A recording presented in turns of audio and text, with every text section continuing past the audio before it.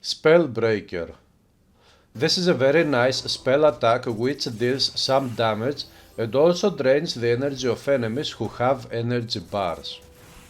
The flat number of damage is physical type and it is a small number, but it still helps against enemies. The energy drain stat is different from the energy leech over time stat, in that it reduces a portion of enemies' energy instantly instead of over 3 seconds. Also, the energy drain stat will not give energy back to players' characters as energy leech would do. Draining the energy of your enemies is great because if they don't have enough energy to cast their powerful spells on you, then you will have better survivability and easier time in the game. Of course, if your enemies belong to the magical race, they will receive more damage from the spell thanks to the plus 50% damage to magical. To see most of the master races of the game, click on the third tab of the character's sheet. If you take this spell up to level 10 of 6, which is the maximum possible, it will deal 100 damage and 100% energy drain. So, if your enemies don't have any energy leech resistances, then on one hit you will remove their whole energy bars. Quite powerful. As you level up a new character, it is a great idea to spend at least 1 point to this spell and use it in normal difficulty, especially with its add-on skill. Spell Shock. This add-on makes the base skill even more powerful. Now it adds flat electrical burn damage over time, which is of elemental type, lightning. So your enemies now have an added type of damage hitting them along with the other things of the skill. Plus percent energy drain damage ratio, which means that from the amount of energy that you drain from your enemies, this amount of damage ratio will deal damage to the health of enemies, so it is one more type of health damage at the 3 seconds of skill disruption. The skill disruption is an effect which prevents enemies from using their skills on you for some time, so the only thing that they can use is their basic attack with a weapon. This is a very powerful mechanic, very helpful to your survival. Again, as you level up, it is a great idea to spend at least 1 point on this add-on, or even better get it up to level 3 for normal difficulty. It will be very helpful. Lightning Bolt. One more spell that deals damage to enemies. It only deals lightning damage and stuns them. The meter radius of the skill increases as you increase the level of it, and it means that if, for example, many enemies are within the radius of the bolt, then more enemies will get hit by it. Chain Lightning. This add-on will add more lightning bolts to the attack, but these bolts will hit additional enemies nearby, and will also stun them for a little bit. It is a great idea to max out this skill at the add-on if you want to play a spellcaster with lightning bolts, as it can become a powerful spell in the end. Ice Shard. A spell that can end up becoming super powerful, but you would need the right build to achieve that state of power. This one releases one projectile only, which deals cold damage and slows enemies down. The slowdown effect doesn't stack with similar effects that you get from items on its own. Since this spell can become very deadly, it is going to cost a lot of energy. So, if you decide to make a spellcaster with Ice Shard, then you should remember to look out for items that provide more energy regeneration, energy cost reduction and energy points. Spending many points to indulge this attribute also helps greatly, so you should avoid making hybrid builds if you'd like to use this spell. Velocity.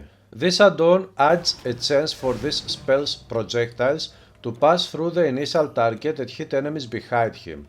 It also provides more speed to those, which means that they can travel and reach their target more quickly and increases the cold damage of the spell. This buff to cold damage is not a global one. It works only on this spell, but of course you can get more buffs of the same type from other items and skills that would be combined with this buff to work on this spell alone as a combination. Torrent. This add-on increases the number of projectiles and it can take it up to 5 projectiles at maximum level 12 of 8, which means that your Ice Shard spell will now release 6 projectiles altogether. This turns the skill to a very powerful AoE spell that also applies frostburn damage, which is the cold type of damage over time. Of course, we can see that the energy cost of this spell with both add-ons maxed out would go to extreme heights, so as we said before, keep an eye out for the right items, especially those that reduce the energy cost for skills. Thunderball. Yet another spell that deals lightning damage. The nice thing about this one is that it also stuns enemies and it reduces the defensive ability of enemies.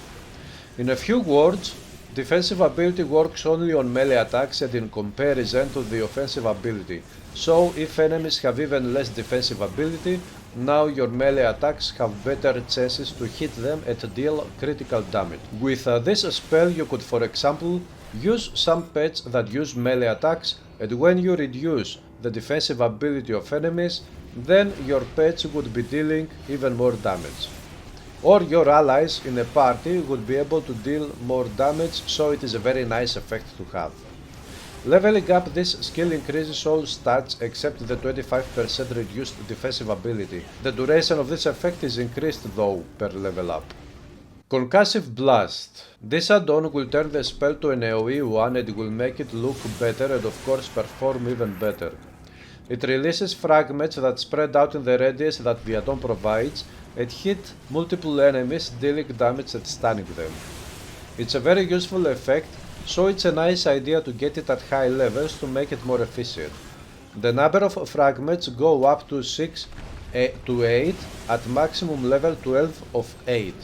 Summon Wisp. This is a pet. The peculiar thing about this one is that it has almost perfect chances to avoid projectiles and dodge attacks, so it can almost never get killed by enemies. But there is another type of attack, which is wave attacks that some enemies use, and those attacks will instantly kill this pet. Thankfully there are not that many enemies that use wave attacks, so most of the time this pet stays alive. It also has a basic attack of its own which deals lightning damage. At level 5 this pet will unlock one more attack which is called Thunderclap, and it also deals lightning damage and stuns enemies. At level 17 of 16, the chances to dodge attacks and avoid projectiles go up to 100%. Since this is a pet, all pet rules apply to it. Eye of the Storm. This is a very important add-on. It provides buffs to your character and other pets or allies that you have in the radius of effect of this skill. Especially the buff to elemental damage can be very good, since there are 3 types of elemental damage and this buff increases all 3 types by its full amount, since this is a percentage to elemental damage, not a flat number of elemental. If you play with elemental type builds, it's a great idea to max it out at some point in the game, the sooner the better. Arc Discharge. This add-on will add much more damage to the Thunderclap skill of the pet, but to be used, don't forget to get your pet up to level 5 at least. If you want your Wisp to deal as much damage as possible, max out both your pet and this add-on. It will deal a tremendous amount of damage to multiple enemies. SQUALL. This spell is a must for many builds, especially thanks to its add-on. On its own, it has a chance to deal some damage to enemies that it hits and a chance to apply impaired aim on them. This means that enemies that use projectiles against you, such as bow attacks for example, will shoot their projectiles to random places instead of your character, and it helps with survivability. The good thing with this skill is that you can use it on enemies at a quite long distance, so this effect can be very good along with the damage of the skill. It is very important to try to max out this skill because it increases the meter radius as well the more you level it up, and it becomes more efficient this way. It is one of the skills that you should try to activate and start using as soon as possible. Obscure Visibility. This add-on makes SQUALL to also reduce the damage that enemies deal to you and also their resistances. Damage reduced means that you gain much better survivability. Remember this stat if you want to play deathless in this game, as it is going to be super helpful. Reduced resistances means that they will receive more damage from all primary types of damage in the game, such as elemental damage, poison, physical, etc. There are 2 main types of resistance reduction in this game. One is absolute, the other is multiplicative. Without going into details now, there are different ways these types can stack on the enemy. The type of this skill is multiplicative, so it cannot stack with another multiplicative skill, such as Trance of Wrath of Dream Mastery for example, but it can stack with absolute ones like Steady Prey and more. If you use this skill, max it out as soon as possible. Storm Surge. This is a passive active skill. This means that you need to trigger it yourself whenever you want as an active skill, but then it stays on forever and works passively. Sometimes it triggers and deals damage to enemies and stuns them. It's a great one that helps a bit with survivability since it stuns some enemies and interrupts their attacks and at the same time dealing damage to them. Although it triggers automatically, it still counts as a player's skill, so it becomes stronger if you use items, skills, attribute points that boost the types of damage of this skill. Storm Nimbus. One more passive active skill.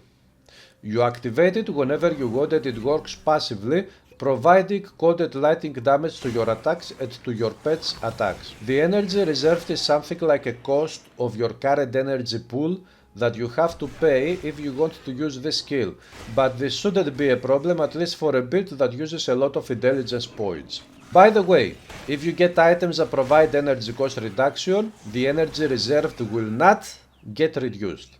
Heart of Frost.